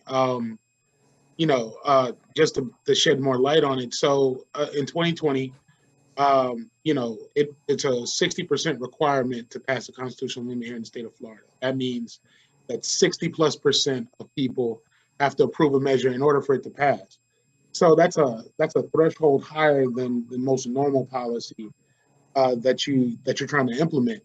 Yet still, you have a state senator out of the Sarasota area who's now trying to propose policy to obstruct that. The idea that somehow those who committed, felonies in the past, or children of a certain age, or basically trying to create loopholes. Hard to hire, which they Yeah, haven't even defined. right. That disincentivize businesses from paying people their actual wage, right?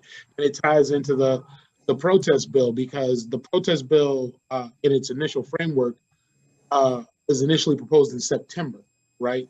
This is before January 6th. This is right after a summer of protests around George Floyd. Footnote, by the way, Black Lives Matter has been nominated for the Nobel Peace Prize. So folks Saw that.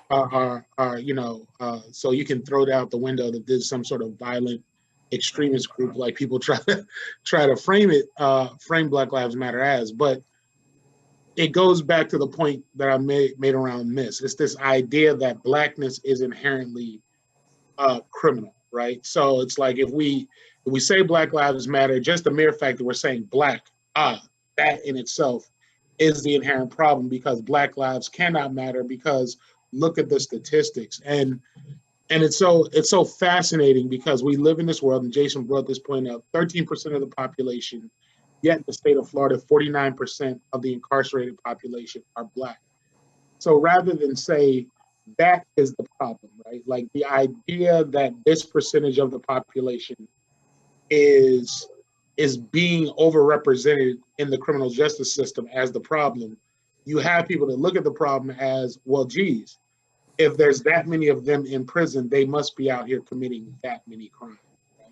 And that is the shift that we need to make. The idea that the system itself has become inherently problematic and has gobbled up people who are undeserving of it, that it has been overzealous in its treatment of things like poverty, mental health, race over a myriad of years, right, is the problem. And we have to state that with statements of absolution, that it's not a question of this particular community being overzealous about the pursuit of crime, whereas it's the system in its treatment of particular members of the community as it relates to things that probably should not be criminalized in the first place, like homelessness, like drug use, like all the, again, mental health as an example. And so we have to, again, as a society, recognize the innate humanity in somebody. An example being, and Judge Ashenafi brought this up, right? If you have somebody who served this country, gone to Iraq, done a double tour, is now suffering from PTSD, you now throw this person back into quote unquote normalized society, right?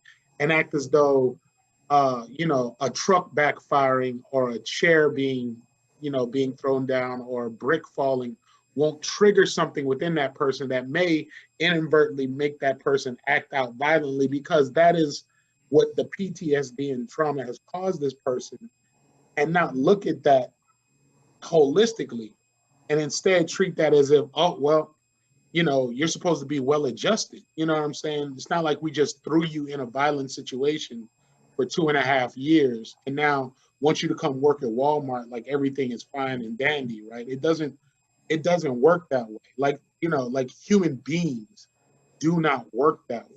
And But so, Senator Buller, just real quick, even something as simple as fireworks. What people don't know is yeah, fireworks, like on the 4th of July, on New Year's, traumatize our veterans. absolutely. And so what I'm saying is that like that's the ultimate policy piece that we need to begin to work on is how we view one another. Like it is the idea that somebody can raise a child to the age of 18 or beyond, right? And look at their child as if that child can do no wrong. You know what I'm saying? Even in the midst, and I say this as a former teacher, your child be out there doing some wrong, right? Like we get that, but it's like the idea that a parent can raise that child to that point with this sense of innate humanity that this child is, and I will allow this child to grow and be the beautiful human being that they're allowed themselves to be, but then not apply that same application to a 16 or 17-year-old who they don't know is part of the problem. And we as society have to fix that internal problem that we have of not viewing people as their whole selves, or more importantly, asking the important question about what makes a person get to that point. To Jason's point around the notion of this, if you have a 16-year-old raising four children because their parents can't work and their mother hasn't left any food in the refrigerator, no money on the counter to go buy the pizza, and that person now has to go do something to go get that pizza to go bring back to those four kids. We sit there and look at the act like, oh man, they stole bread and cheese and meat out of the grocery store. How dare they? They committed a criminal act, and not look at the whole picture as to why, or the conditions that created the necessity for doing that. That's a societal flaw, and we can no longer afford to keep putting that pressure on that 16-year-old without looking at the causation and what society can do to fix those causes.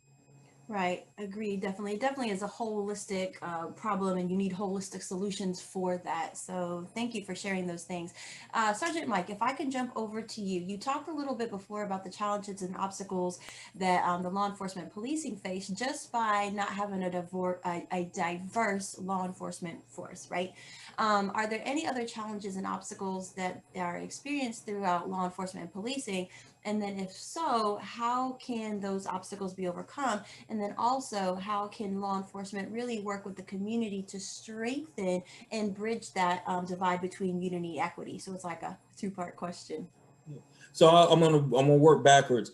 Of course, our All in Leon initiative, we think of it as the flagship and the model for the rest of the country to follow. The leadership of bringing, making it everyone's responsibility to just have a pride of making Leon County a safer place to work, live, and play, falls on us all. I think some of our challenges are some of our obvious challenges are that we do have a national narrative that Black and brown people are not getting a fair shake when it comes down to boots on the ground uh, encounters with law enforcement. And so some of the things that we are doing locally is that everyone knows that I've spent the last 3.5 years in community relations. Well, with that moving forward, I've been, and this is not about me, but I've been promoted. And now my job is I'm in charge of training for our entire agency. And we're hoping that translates into me being able to convey to all of our men and women on both the law enforcement side and the correction side the importance to all of our curriculum, all of the training that we do.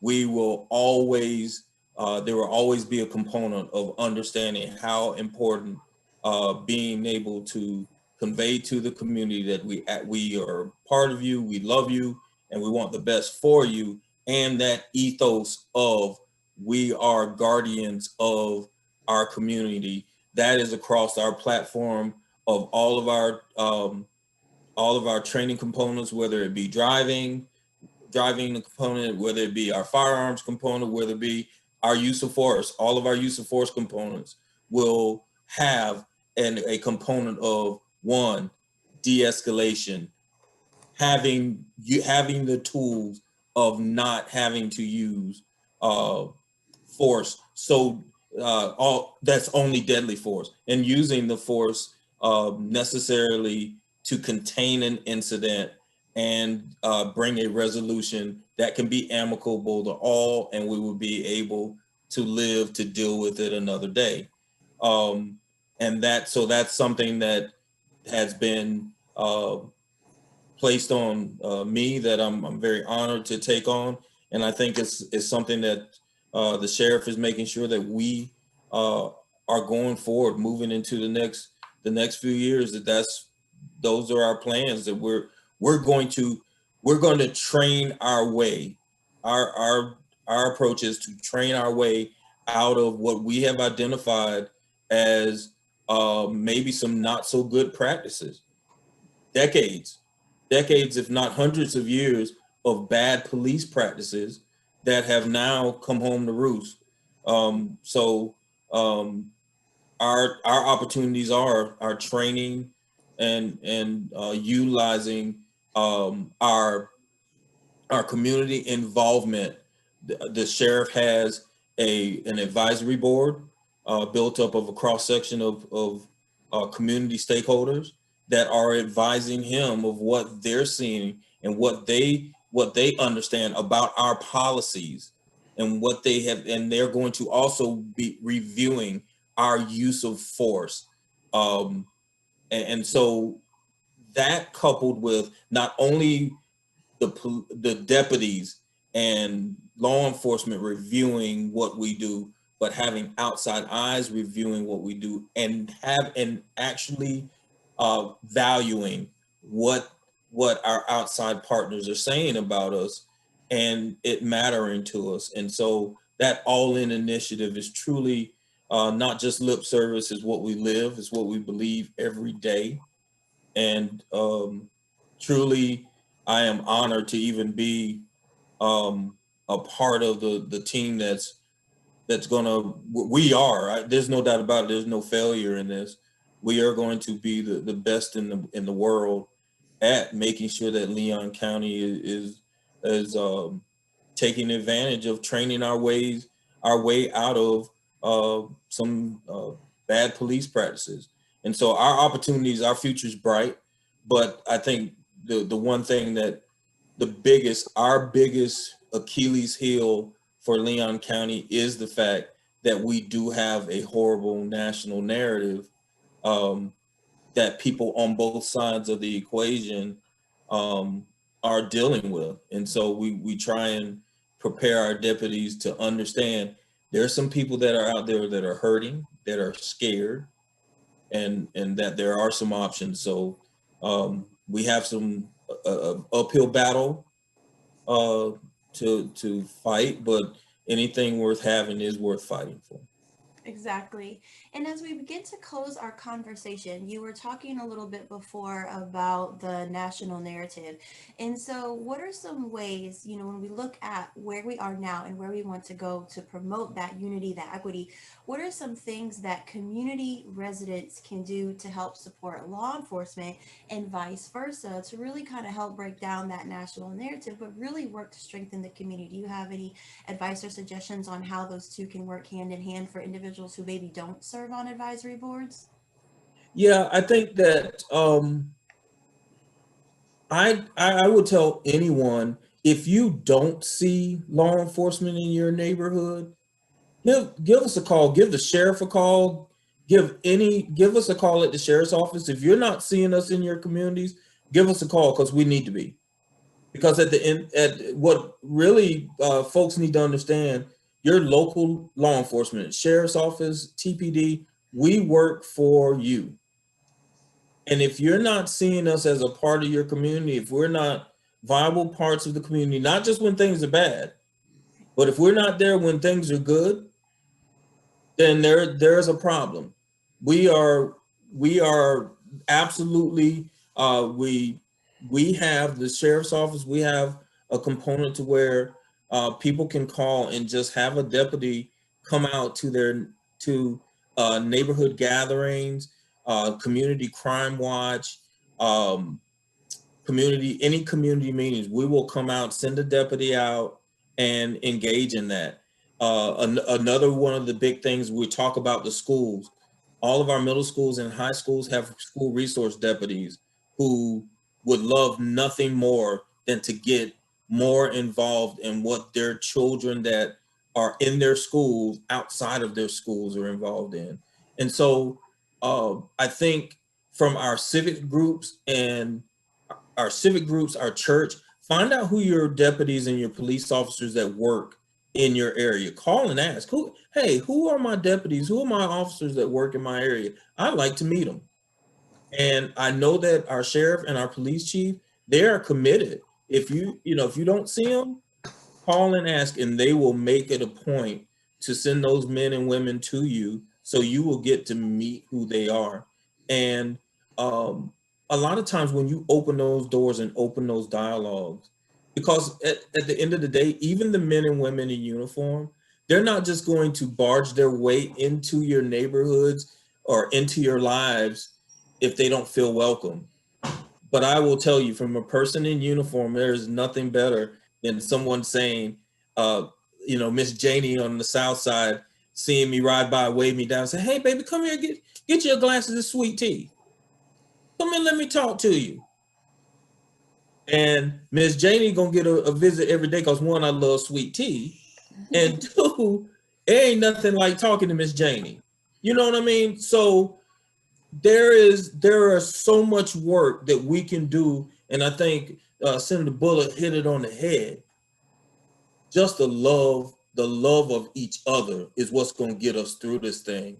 But I think those olive branches extended from both sides of the fence, and it's a shame that we're even talking about it as if they're different sides, because we're all in this thing together.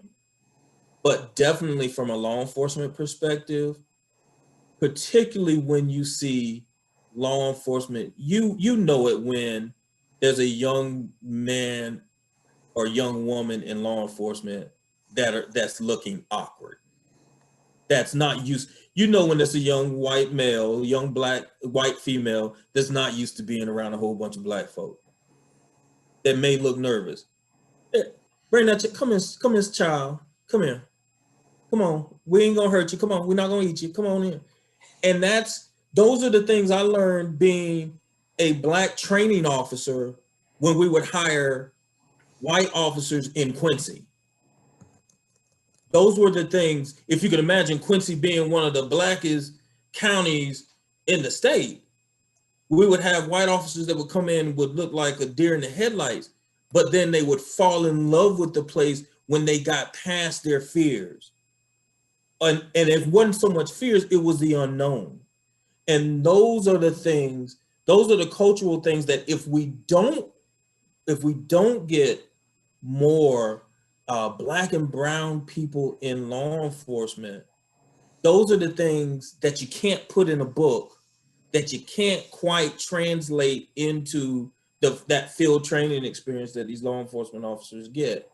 And so I encourage our communities to embrace these law enforcement officers, because Mutaki said it best: law enforcement is not going to go anywhere. Law enforcement is going to be there. People don't want them to go anywhere either. And most people don't. That's the reality. Most people don't. So what do? We need to build those relationships and build on. I think we have a fairly good relationship here. I just think we all need to work so hard to get, particularly our black young men, our black and brown young men. Whatever we've got to do to get them out of the system before we have to arrest them. Before the gun violence just breaks my heart almost on a nightly basis. Because once that happens, intervention is too late. And I can't help but feel like there's something we can do. And I just appreciate being here on that.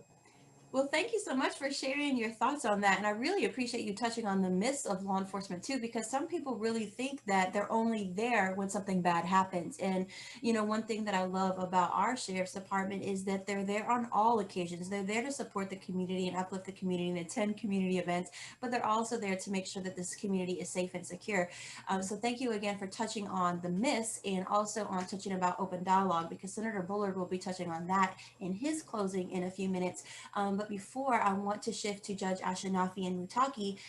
You both were talking a little bit before about the challenges in the criminal justice system. So I wanted to get your thoughts and input on how we can really take, what we're doing now, where we are now, and how do you move that place forward to a place of equity and unity across the board?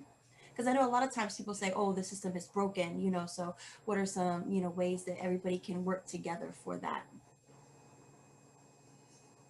You're on mute, Judge. Judge, you're on mute.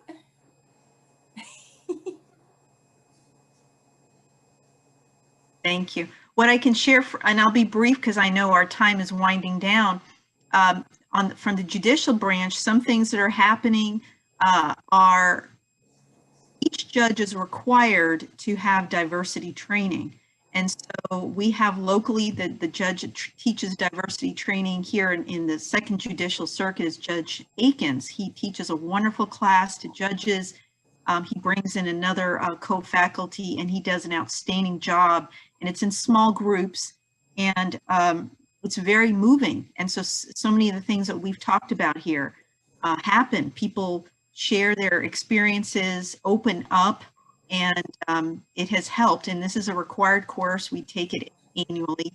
There's also a movement to try to raise our awareness of biases that we may have and address them. So for instance, if a judge has to think about what biases am I bringing to the table, or to the bench, and to actually address it and then leave those biases at the door. And and this is being taught at the statewide level, again, because of the push by attorneys for judges to check these biases at the table. I was raised by a single father who was an educator. I didn't know that we were poor to middle class until really the benefit of hindsight. But I understand, and that's why I care so much about individuals who have economic issues. I grew up with economic issues. For instance, when I was in college, I didn't have a car and I had to take the bus for over a year. And I'll have people come to court and say to me, my bus was late because of the rain, and I'm sorry, I'm late for court.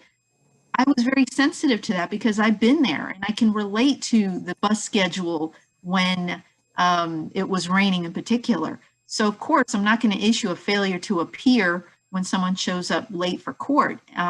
So my background has allowed me to be sensitive to those individuals who come from challenging upbringings. And the more judges that we can put on the bench who are diverse, the better the experience for the judiciary, the better. Okay, another area I want to tell you about is I care about sentencing fairly. So whether I have a brown person or a white person, or regardless of their skin color, they're going to be sentenced the same depending on the crime, factoring in particular facts of their case. So whether someone's from FAMU or FSU on a misdemeanor case, and they're going to be sentenced fairly and similarly. I am sensitive to that as a brown judge. I'm going to also care about treating people with dignity and respect, and not because I am a brown person who's sensitive to the areas that we're talking about. I want to practice fairness, respect, and dignity for all people. And I practice that. I try to every day in the court system. And again, I was put here because people voted me in and continue to keep me in office, as I try to keep my promise, and I try to every day. So that's going to be my closing remarks. And again, it is a privilege to serve. And these panels, by the way, when I sit on these panels, I listen and I learn, and it helps me expand myself, expand and learn so that I can be the best judge. And I'm tuned in to what's going on. and I'm not just in an armchair, not plugged in what the issues are and what's going on within my community, my state, and my nation. So thank you to each panelist. I was honored to be here with each of you, and I've drawn something from something that you've said here today. Thank you, Judge. Mutaki, what about you? The challenges that you spoke on, how do you feel that they can be overcome to really help improve the system? I think there are three things that we can do to overcome these changes. I think one would be to be vocal about the changes that need to be made. One of the things about me and law enforcement is that they know that I'm a critic, but they also know that I'm somebody that they can call on to talk about necessary changes, to give ideas about necessary changes and ways to implement those changes. So it's not enough for us to sit on the sideline and just like bark, law enforcement is bad, which that is, not the case. But like it's necessary for us to be vocal about what we need to see and help and assist on making those things happen. So that'll be one. Two is to use our political power. Judge Ashenafi-Richardson spoke about her being elected, about us changing the bench. And not only like the bench, but also, the sheriff is elected to office. The chief of police is hired by city commissioners who are elected. County commissioners help guide what policies the sheriff's office is going to make. So they're elected. So we as Black and brown people really need to, one, understand our political power, and two, use it in a way that makes sure that people who are in these positions are speaking for us and about us. And last, I'll say we need to be the change. And when I say we need to be the change, that means that we need to, I'm sorry. When I say that we need to be the change, that means that we need to be the mentors. We need to be, talking to these kids. We need to do what we can to get the guns off the street, and make sure that our communities know that we are present. One of the things that often happens in the Black community is that we reach certain levels and then we all of a sudden disappear from our community. So our, young Black boys, young Black girls need to see us. And again, like by seeing us, we start being that change that we need to be in the system. So I thank you for having this panel. I thank you for having me on this panel. Always great to talk about solutions and not just problems. So I appreciate it. Yeah, definitely. And thank you for sharing that, because all of you all know me, so I'm always about solutions. So I'm honored that you all are here. Senator Bullard, if we could shift over to you. We talked a little bit about myths, getting rid of myths. How do you bring people to the table, start those conversations, have that open dialogue? So you talk to us a little bit about how we move from point A to point B to that place of equity and unity? Yeah, so one thing that wasn't in my bio is that I taught history for 17 years in Miami-Dade County Public Schools. And so we have to understand that we are living in a world in which systems have done harm to Black and brown people. That's a statement of fact. There is no getting around that. 1787, a group of men, predominantly white, not predominantly, all white, absent of women, absent of people of color, made decisions. And one of the first things they put in place was the dehumanization of Black people through the Three-Fifths Compromise. That is what they put and memorialized in the Constitution. And the things that we're working to try and overturn through our actions and activism, et cetera, is part of that. But we also have to remember all the trauma that has been caused by the subjugation of Black and brown people through a system that was there to exclude them, right? So I just want to say that we have to root ourselves in the understanding that we're working against a construct that was not meant to be inclusive. So I say that to say that through the work that we do, we always have to carry that in the back of our mind, because I think too oftentimes people get enamored with the idea that everything's hunky-dory, that because I was born after 1965, or because I was, went to a diverse school, or because, I didn't have to, go pick up my food from the back of a restaurant through the back door, that everything is fine and dandy, and it is not. We are still working to deconstruct those constructs that have too oftentimes harmed our people. So the solution I would leave folks with is operate from a vantage point of equity and necessity to overcorrect that bent tree that you talked about at the very beginning of this thing, Rebecca. Like, we're operating from a system in which that tree is bent.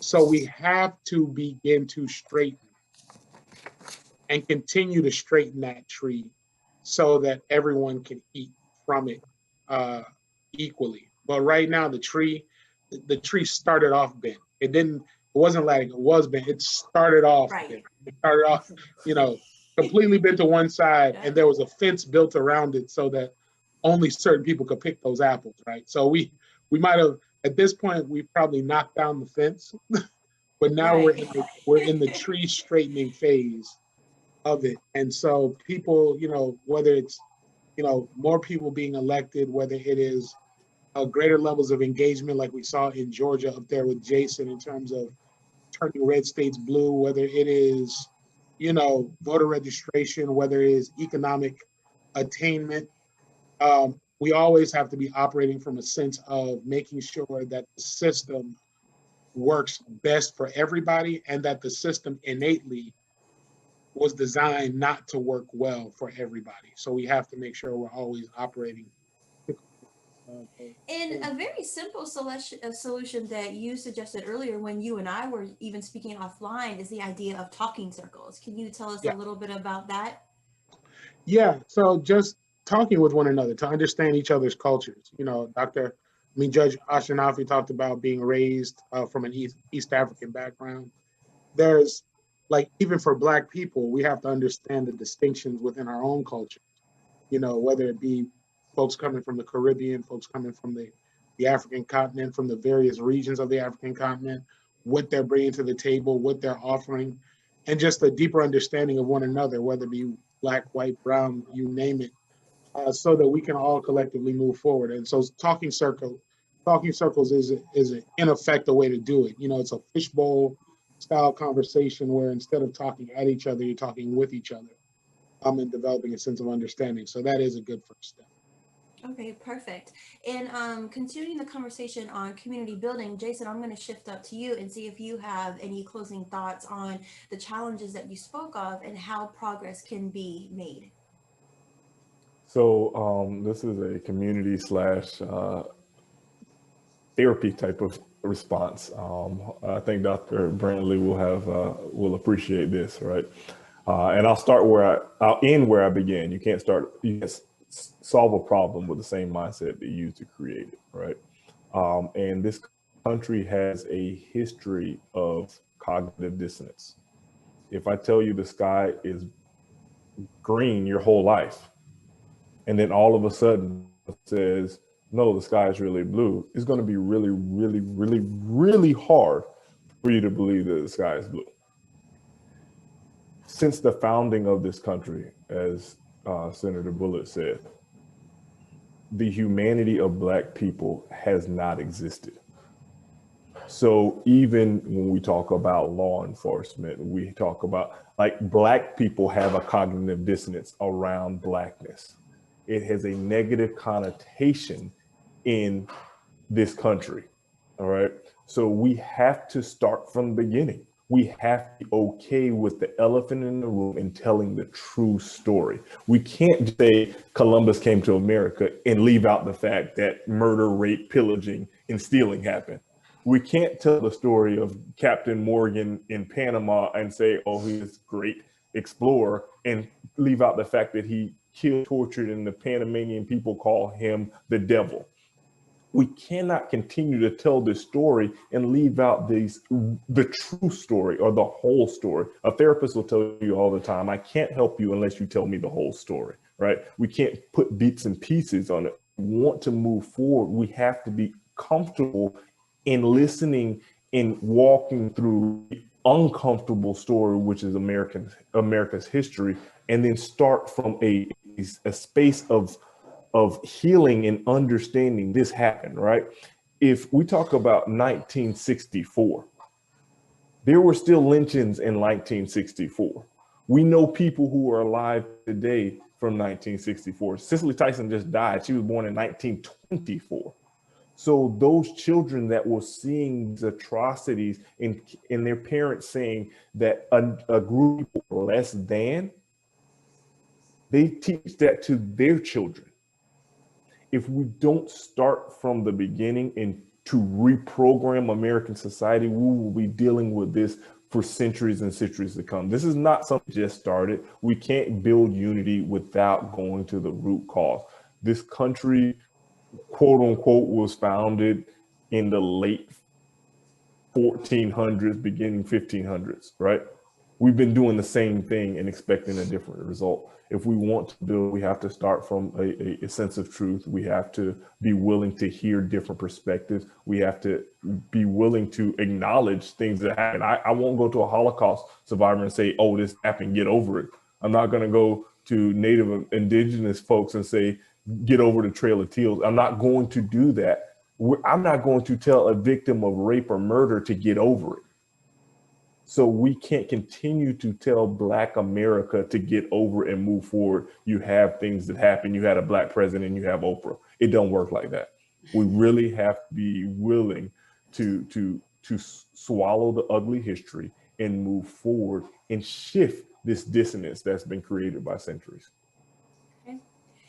Well, Dr. Cicely, we gave you the hard task of closing and wrapping up because we have heard so many amazing suggestions on what communities can do, things that Jason just spoke on what leaders can do. Judge Ashenafi, Mutaki, Senator Bullard spoke on it. But now we have the hard task of people. And how can we move people to a place of change? So obviously, communities can do everything. Leaders can do everything. Certain professions, law enforcement, legal profession can do everything that they can. But now we have to look towards ourselves. So in closing, can you talk to us a little bit about the shifting of behavior and how people can really move to a place of change? Jason spoke on it. Some behaviors have been ingrained for so long, they can be hard to break. So tell us how we can help ourselves, our friends, our family move to that place of change. Another loaded question, but I think one of the main things is being intentional about, being aware of that. That's something that we need to be doing on a regular basis. There is no wrong time to help to close some of these gaps and to make progress. And I think one of the ways that many of us, all of us on this panel and many other folks who have, connections and networking groups where they have, where their voice is already respected, use that privilege. We talk so often about things, white privilege as it relates to race, but we all have different levels of privilege. And I think if we use the privilege that we have as professionals or as people in certain, disciplines or in different careers or as people who, were raised with a different background or whatever the case may be, I think if we are intentional about recognizing, wait, I have a connection here. I have an in that someone else may not have. I'm going to use that in, not just for my own benefit, but for the benefit of the community and then as a society in general. And I think something else that we can be aware of that, I don't know if we kind of touched on it a little bit today, but with the history and with everything that has happened and all the intergenerational difficulty, I think something else that we can be aware of and kind of try to squash is this notion of respectability politics, that all of the folks who are needing so much of the support that we've talked about today, that they have to speak away or look away or dress away or have a certain level of education or whatever in order to deserve the same amount of respect that I deserve or that you deserve. I think that when we do away with those kinds of notions connected to respectability politics and needing to be at a certain level of assimilation, I think when we do away with those notions, then too, we can do more to close the gaps, to bring more unity, to help the community as a whole, and then to continue on this path to progress. So Yeah, I think those will be my closing comments. I'll stop there.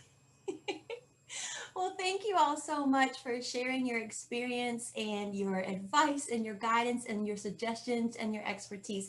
I'm so fortunate that each of you were able to join us for our podcast today. And for our listeners and our audience, for more information on today's guest, you can head over to armaniray.com.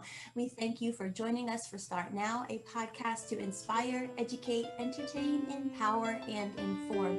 You have to start somewhere and you have to start sometime. So why not start now? We look forward to you joining us